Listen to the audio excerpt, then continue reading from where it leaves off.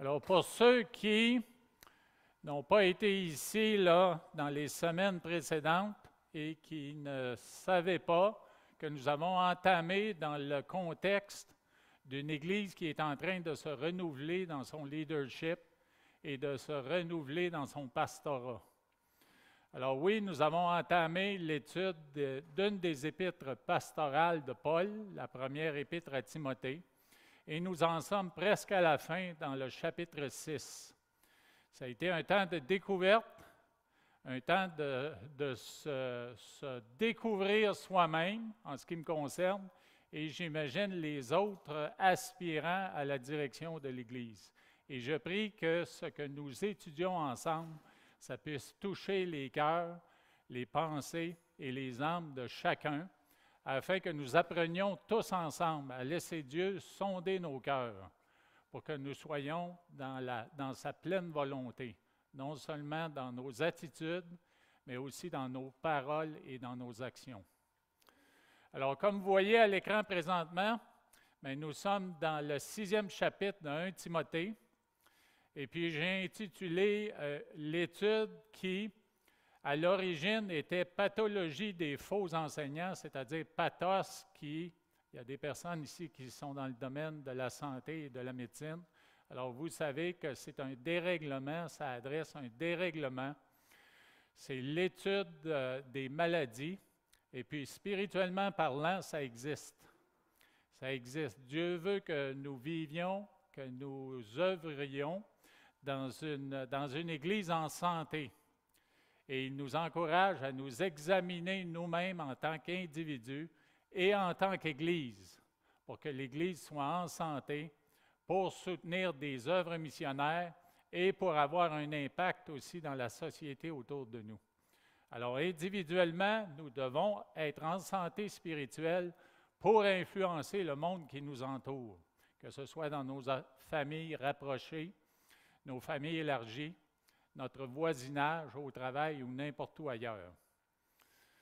Alors, ce matin, nous regardons à 1 Timothée, chapitre 6, les versets 3 à 8. J'y retourne un peu pour faire un résumé de ce qu'on a vu la semaine passée, qui concerne l'état intérieur d'un faux enseignant, d'un ouvrier qui n'a pas sa place dans l'Église et qui ne devrait pas être là parce qu'il n'est pas vraiment renouvelé dans son être intérieur et il ne marche pas selon la foi. Et il a, comme vous voyez, des ambitions qui ne sont pas selon la volonté de Dieu. Alors, nous allons regarder quelques versets qui vont nous mener à la toute fin, parce que je ne vais pas au complet dans le passage qui adresse aussi à la fin la cupidité. Alors, je ne vais pas jusque-là parce que la cupidité en tant que telle, c'est un sujet qui est très large et puis qui demande un certain temps pour l'adresser. Alors, comme mon temps est limité ce matin, je vais aller jusqu'à la piété. La piété qui est un sujet plus positif, un sujet qui est important puisque c'est ce que Dieu nous demande. Et il nous demande de vérifier si du côté piété, nous sommes vraiment dans une piété qui est saine, qui est vraie et une piété qui est véritable. Parce qu'il existe aussi des fausses piétés qui sont là en apparence. Et Dieu nous demande d'éviter ces pièges, des pièges de l'ennemi, des pièges du monde et les pièges de notre chair.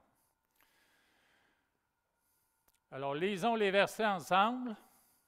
Si quelqu'un enseigne de fausses doctrines et ne s'attache pas aux saines paroles de notre Seigneur Jésus-Christ et à la doctrine qui est selon la piété, il est enflé d'orgueil, il ne sait rien, et il a la maladie des questions oiseuses et des disputes de mots, d'où naissent l'envie, les querelles, les calomnies, les mauvais soupçons, les vaines discussions d'hommes corrompus d'entendement, privés de la vérité et croyant que la piété est une source de gain.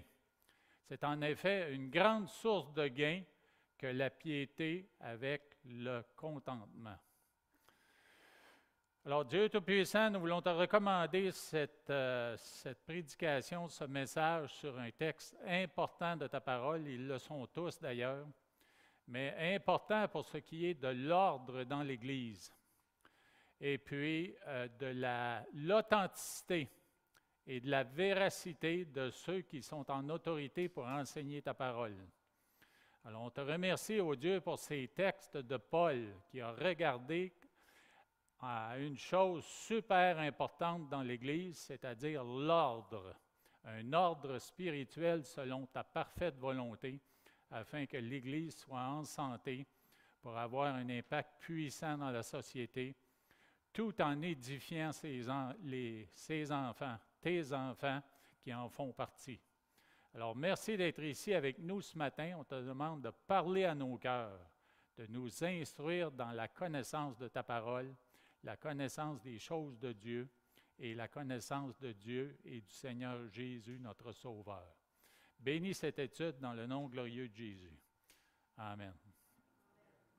Alors, la semaine passée, nous avons discuté du premier verset, le verset 3. Si quelqu'un enseigne de fausses doctrines et ne s'attache pas aux saines paroles de notre Seigneur, Jésus-Christ, et à la doctrine qui est selon la piété. Alors, 3 points ont été mentionnés sur ce verset, c'est-à-dire que les faux enseignants, ils enseigneront des faussetés, des choses qui sont contraires à la parole de Dieu. Ça peut être des choses qui sont contraires, très subtiles. Et puis, pour les croyants dans l'Église, il est important que vous aussi, vous fassiez vos devoirs dans la parole de façon à voir et déterminer les choses qui sont contre la volonté de Dieu et qui sont contre la vérité. Alors, un faux enseignant va aussi se distancer des saines paroles. Alors, dans le sens qu'il n'enseignera pas toutes les saines paroles et lui-même va s'éloigner de la sainteté de ces paroles-là. Le mot « saine » qu'on retrouve dans le passage, c'est un mot le mot grec, c'est aussi la racine du mot « hygiène ». Et on sait très bien à quel point l'hygiène est importante pour le corps. De la même façon, au niveau spirituel, il faut surveiller ce que nous lisons, ce que nous apprenons, ce que nous méditons dans la parole de Dieu, afin que nous soyons nourris dans notre être intérieur avec une parole qui est saine, qui va nous amener à maturité et qui va nous aider à grandir dans la foi. Bien sûr, le faux enseignant va aussi se désengager de l'obéissance à la parole. Il est important pour un enseignant, pour une personne en autorité dans l'Église, pour tous les membres en effet, de s'engager à obéir à la parole. C'est pour ça qu'il est important de la connaître afin de bien la mettre en pratique.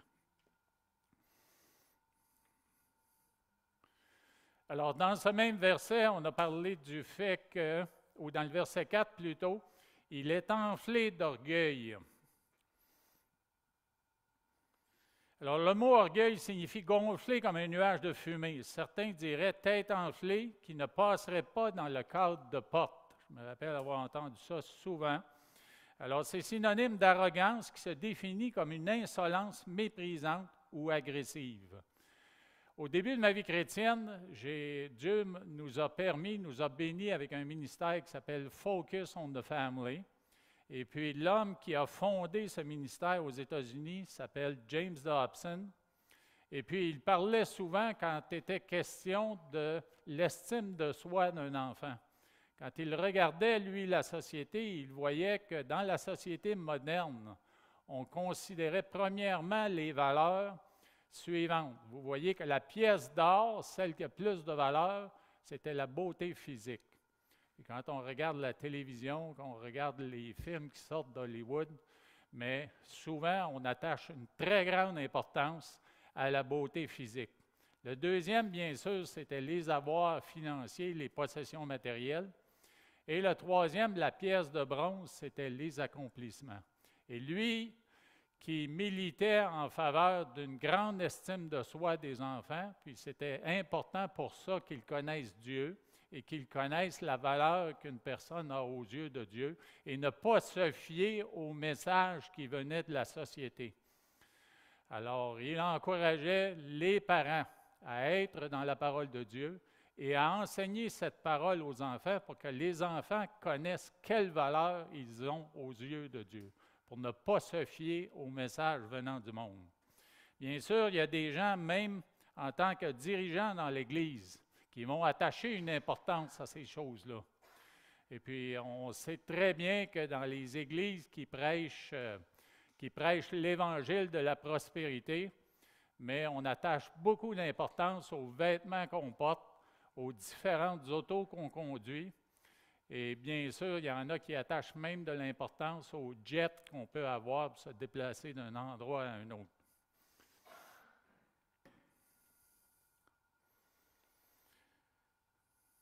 Alors, on a parlé aussi de la mentalité des faux enseignants. Dans le verset 6-4, la portion B, il est écrit « Il ne sait rien ».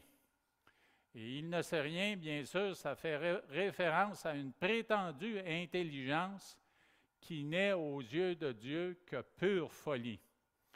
Dans Romains 1,22, il est écrit qu'ils se vantent d'être sages, mais aux yeux de Dieu, ils sont devenus fous. Et puis dans Jacques 3,15, il est écrit « Cette sagesse qui est humaine n'est point celle qui vient d'en haut, mais elle est terrestre, charnelle et même, on peut dire qu'elle est diabolique, inspirée de Satan, inspirée du diable. » Alors, un enseignant dans l'Église qui veut faire la volonté de Dieu, mais il doit s'éloigner de ces pensées-là et de ces enseignements-là. Bien sûr, un faux enseignant va porter des fruits.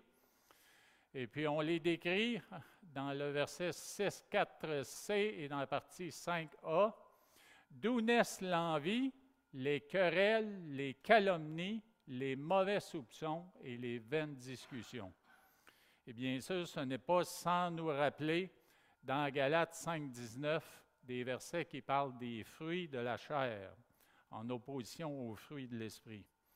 Et dans Galates 5, 19, vous l'avez à l'écran, « Or les œuvres de la chair sont manifestes, ce sont l'impudicité, l'impureté, la dissolution, l'idolâtrie, la magie. » Et ensuite, les qualificatifs ou les noms suivants, mais adressent des choses qui sont même mentionnées dans le verset de 1 Timothée, chapitre 6. Les inimitiés, les querelles, les jalousies, les animosités, les disputes, les divisions, les sectes, l'envie, l'ivrognerie, les excès de table et les choses semblables. Ce sont des avertissements sérieux, des listes importantes qu'il est important pour nous de considérer en opposition aux fruits de l'esprit, de manière à s'éloigner de ces choses, se repentir si ça arrive dans nos vies, et puis nous tourner vers l'Esprit de Dieu pour être ravivés dans notre être intérieur, de manière à ce que nous marchions selon l'Esprit de Dieu. Bien sûr, la cause des faux enseignants ou encore l'origine des faux enseignants. On parle ici d'hommes corrompus d'entendement, c'est-à-dire que dans l'être intérieur, il y a quelque chose qui spirituellement ne va pas.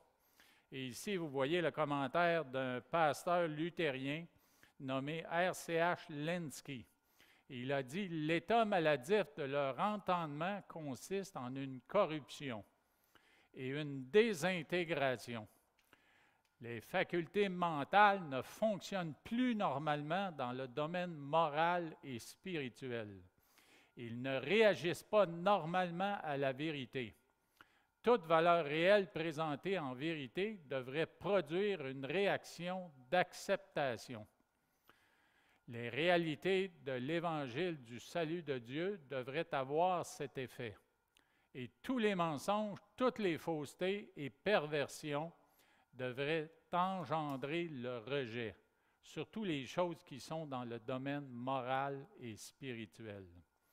Alors, quand il est mis au contact de la vérité, l'esprit corrompu ne voit et ne cherche que des objections. Quand il rencontre ce qui diffère de la vérité, il voit et cherche des raisons pour accepter cette différence. Alors, ma prière pour votre ministère qui est formé des pasteurs, c'est que l'être intérieur, l'esprit, l'âme, le cœur et la pensée, que ce soit en accord avec la volonté de Dieu et que ces jeunes maturent avec un esprit qui est éveillé aux choses bien, venant de Dieu et qu'ils soient aussi éveillés aux dangers venant de l'ennemi de nos âmes, puis qu'ils deviennent des pasteurs matures pour bien servir dans ces églises de l'Est de l'Asie. Alors, quand on parle de l'état des faux enseignants, on dit qu'ils sont privés de la vérité. Privé traduit le mot grec apostéréo, qui signifie voler, dérober ou démunir. Ça réfère bien sûr à la santé spirituelle qui est dans un état critique avant l'apostasie, le rejet et l'abandon. Ça veut dire qu'ils sont éloignés après s'être approchés. Bien sûr, quand on regarde un texte parallèle dans Hébreux 6, les versets 4, 5 et 6 et les suivants, mais on considère que ce sont des personnes qui se sont approchées de la foi, même très rapprochées. Et puis on dit ici, car il est impossible que ceux qui ont été une fois éclairés et qui ont goûté le don céleste, qui ont eu part au Saint-Esprit. Alors ici, un verset, on aurait tendance à dire que ce sont des personnes qui sont sauvées, mais dans ce passage, on ne parle pas de personnes qui se sont repenties ou qui se sont sauvées. Ce sont des personnes qui ont goûté. Vous savez qu'on peut goûter et ne pas avaler. D'ailleurs, nos petits-enfants, ça me faisait penser à nos petits-enfants, quand on met quelque chose dans leur assiette, ils peuvent y goûter puis recracher tout de suite dans l'assiette, même si c'est très bon pour leur santé. Il y a des parents là-bas qui sourient, là. Vous savez de quoi je parle. Alors, c'est un peu la même idée ici, où des gens se sont tellement approchés de l'Évangile, ils ont goûté que c'était bon, c'était bien, et qu'ils ont eu part au Saint-Esprit. Ça ne veut pas dire qu'ils ont reçu le Saint-Esprit comme étant sauvés, mais qu'ils ont été influencés par le Saint-Esprit. Et je me rappelle, moi, quand je me suis approché de l'Évangile, alors qu'on me parlait de la parole de Dieu chez les professionnels, mais je me rappelais que je faisais des choses, puis je ne savais pas nécessairement pourquoi je les faisais et pourquoi j'allais dans telle direction. Ça semblait sensé, mais je crois que le Saint-Esprit me poussait dans cette direction-là pour qu'éventuellement j'accepte le message et que je m'engage, recevant le Saint-Esprit. Alors, le Saint-Esprit peut agir de l'extérieur. Alors, qui ont goûté la bonne parole de Dieu et la puissance du siècle à venir. Alors, ici, on fait peut-être référence au fait qu'on a vu des miracles. Les apôtres en faisaient des miracles, comme le Seigneur en a fait. Alors, des gens qui étaient là, qui le voyaient, ils voyaient la puissance de Dieu à l'œuvre. Alors, ils se sont approchés, mais éventuellement, ils ont décidé de retourner à l'état où ils étaient auparavant. Ils ont décidé de renier complètement. Et ils sont tombés, alors il est impossible qu'ils soient encore renouvelés et amenés à la repentance, puisqu'ils crucifient pour leur part le Fils de Dieu et l'exposent à nouveau à l'ignominie. Dans le sens que, au départ, peut-être qu'ils ont vu Christ crucifié, ils se sont dit dans leur être intérieur, il mérite ce qu'il a. Mais en s'approchant de l'Évangile et en écoutant les apôtres, en écoutant leur message, le message de la bonne nouvelle, ils ont fini par croire ou accepter que Jésus ne méritait pas ce qu'il a vécu à la croix. Mais par la suite, en refusant de s'approcher et d'accepter Jésus pour être sauvé et continuer dans la foi, c'est comme s'ils retournaient à ce qu'ils croyaient auparavant, que Jésus, à la croix, méritait ce qu'il a reçu. Alors, vous voyez, une personne, on fait référence à des gens qui, peut-être ont montré par les apparences qu'ils étaient sauvés, certaines apparences, mais dans le fond, dans leur être intérieur, ils n'étaient pas sauvés. Alors, on dit que l'auteur d'Hébreux prenait très au sérieux les attaques contre la vérité et la foi des croyants.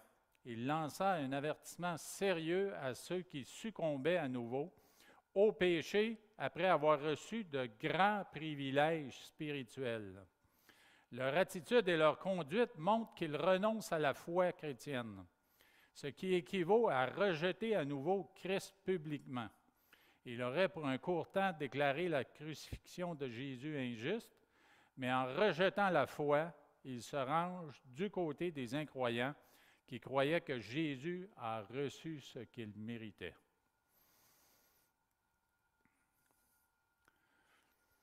Dans des versets qui sont affichés à l'écran, mais vous voyez des personnes semblables, on dit dans 2,17, de ce nombre sont Hyménée et Philette, qui se sont détournés de la vérité, disant que la résurrection est déjà arrivée et qui renversent la foi de quelques-uns.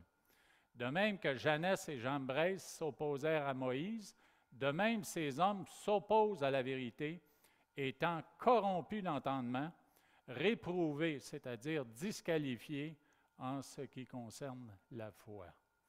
Alors, les faux enseignants qui sont privés de la vérité ont choisi volontairement de s'en détourner et ils sont devenus disqualifiés par rapport à la foi. Alors, dans le verset suivant, on peut parler de l'ambition des faux enseignants et croyant que la piété est une source de gain. C'est en effet une grande source de gain que la piété avec le contentement. Alors ici, je me suis arrêté pour vraiment méditer sur ce qu'était la piété. Et on voit dans les versets qui sont affichés à l'écran, on voit l'attitude de Paul concernant les gains financiers ou les gains matériels que sa foi ou son travail pour la foi en Jésus-Christ aurait pu lui apporter. Et il dit ceci, « Je n'ai désiré ni l'argent ni l'or, ni les vêtements de personne. Vous savez vous-même que ces mains ont pourvu à mes besoins et à ceux des personnes qui étaient avec moi. » Alors, c'est une déclaration du fait que Paul a aussi travaillé de ses mains. On dit qu'il était fabricant de toiles pour des tentes, entre autres. Et il a utilisé cette habileté ou cette expérience pour subvenir à ses propres besoins et aux besoins des personnes qui étaient avec lui. Je vous ai montré de toute manière que c'est en travaillant ainsi qu'il faut soutenir les faibles et se rappeler les paroles du Seigneur, qui a dit lui-même, « Il y a plus de bonheur à donner qu'à recevoir. » Alors pour moi ici, c'est vraiment l'illustration d'un boxeur. Pour un boxeur, il vaut mieux donner que de recevoir. Alors je garde en tête cette illustration-là. C'est sûr qu'on donne différemment, on donne pour bénir et non pas pour blesser ou abattre. Mais un pasteur avait utilisé cette phrase-là un peu humoristique et j'ai trouvé ça intéressant.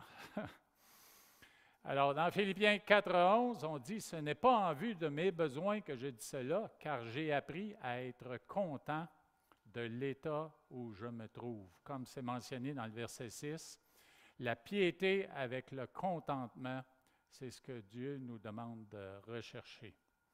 Il y a bien sûr de faux enseignants qui vont rechercher une source de gain financier, un avantage matériel quelque part. Et puis ça, c'est un sujet que je vais aborder sous le thème de la cupidité dans mon prochain message dans 2 semaines. Alors, je veux m'arrêter ici pour faire une réflexion sur la piété, un mot qui, quand j'étais jeune, j'entendais dans l'Église catholique romaine, qui était un peu nébuleux pour moi, comme la foi. Et puis, en faisant une recherche sur Internet, j'ai demandé une définition de piété en termes bibliques, et c'est ce que j'ai reçu en retour.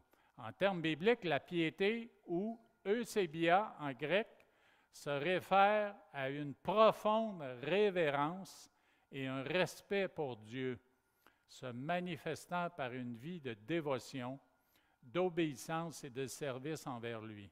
C'est une attitude de cœur qui conduit à une conduite conforme aux enseignements divins impliquant un engagement envers la justice, la miséricorde et la crainte du Seigneur.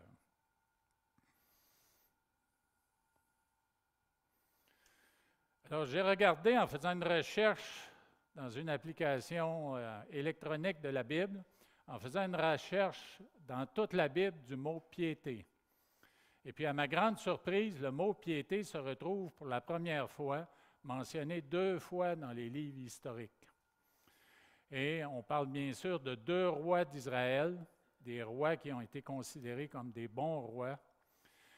Alors, on dit ceci dans 2 Chroniques 32-32, « Le reste des actions d'Ézéchias et ses œuvres de piété, cela est écrit dans la vision du prophète Ésaïe, fils d'Amoz, dans le livre des rois de Juda et d'Israël. » Et pour Josias, on utilise la même expression, « Le reste des actions de Josias et ses œuvres de piété, telles que les prescrit la loi de l'Éternel. Ses premières et ses dernières actions, cela est écrit dans le livre des rois d'Israël et de Juda. » Alors, la définition d'œuvre de piété, toujours tirée d'Internet, selon la loi de l'Éternel, une œuvre de piété est une action qui découle d'un cœur sincèrement dévoué à Dieu. Alors, ça commence dans l'être intérieur pour après ça, mais se révéler à l'extérieur par des attitudes, des actions et des paroles. Alors, sincèrement dévoué à Dieu et qui se manifeste par l'amour, le respect, l'obéissance et le service, en accord avec les enseignements divins. Il ne s'agit pas simplement d'accomplir des rituels, mais d'une attitude intérieure qui transforme la vie et se traduit par des actes concrets de service et de dévotion. C'est un peu ce que nous avons entendu ce matin. Des gens qui sont dévoués à l'Éternel pour que des jeunes entendent la parole de Dieu, des gens en Asie entendent la parole de Dieu et soient formés dans la connaissance de Dieu et des choses de Dieu pour accomplir un ministère. Alors, si on regarde rapidement les œuvres de piété d'Ézéchias et de Josias, il y en a quelques-unes qui sont ressorties là, de la parole alors que je fouillais dans leur témoignage. Dans 2 Romains 19-14, il est écrit « Ézéchias prit la lettre de la main des messagers. » Et cette lettre-là, c'était une lettre des autorités assyriennes qui venaient menacer Jérusalem, menacer de prendre la ville et de la détruire. Alors, il prend cette lettre-là, puis il monta à la maison de l'Éternel et la déploya devant l'Éternel pour prier, pour supplier l'Éternel. La prière, définitivement, une œuvre de piété devant l'Éternel. Alors, Ézéchias, dans un autre passage, tourna son visage contre le mur et fit cette prière à l'Éternel. Ô Éternel, souviens-toi que j'ai marché devant ta face avec fidélité et intégrité de cœur et que j'ai fait ce qui est bien à tes yeux. Et Ézéchias répandit d'abondantes larmes. Est-ce que vous connaissez le contexte de cette prière? Il était pour mourir. Exact. Et puis en réponse à cette prière, Dieu lui a rallongé sa vie d'une 15aine d'années.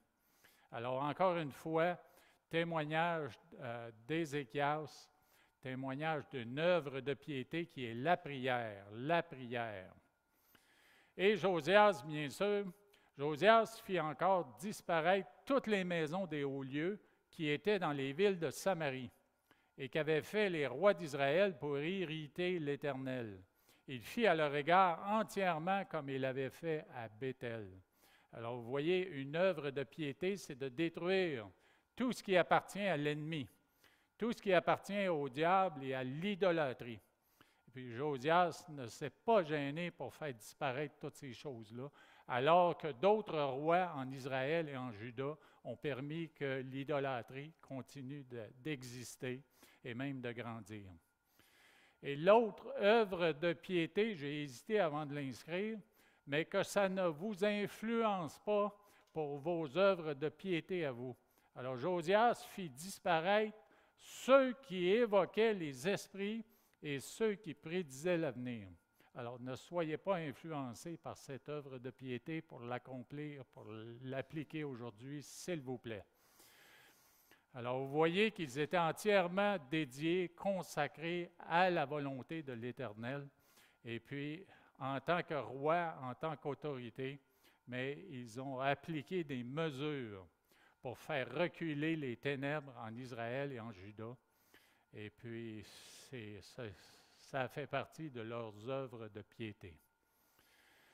On voit dans le Nouveau Testament que Pierre a aussi à cœur la piété.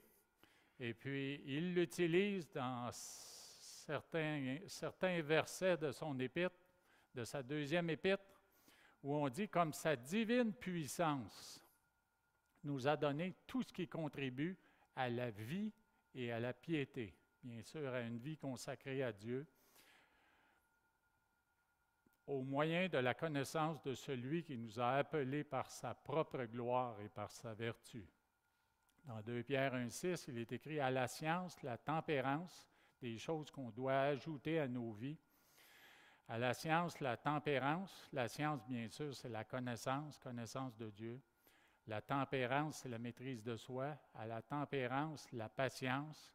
Et à la patience, la piété. Piété, dévouement envers notre Dieu et dévouement envers notre prochain pour ce qui est de servir, en gratitude de l'amour que nous avons reçu de Dieu. Et dans le verset 7, à la piété, l'amour fraternel, et à l'amour fraternel, la charité. Dans 2 Pierre 3,11, il est écrit « Puisque donc toutes ces choses doivent se dissoudre, qu'elles ne doivent pas être la sainteté de votre conduite et de votre piété. » Alors, je vais terminer parce que le temps file rapidement. On a été bénis ce matin avec une bonne nourriture spirituelle, un superbe témoignage de ce que Dieu est en train de faire de l'autre côté de la planète. Et puis, je vais tout simplement vous montrer 4 choses, rapidement listées à l'écran sans trop les expliquer. Là. Et puis, j'étais un matin cette semaine, j'étais un petit peu anxieux pour une raison.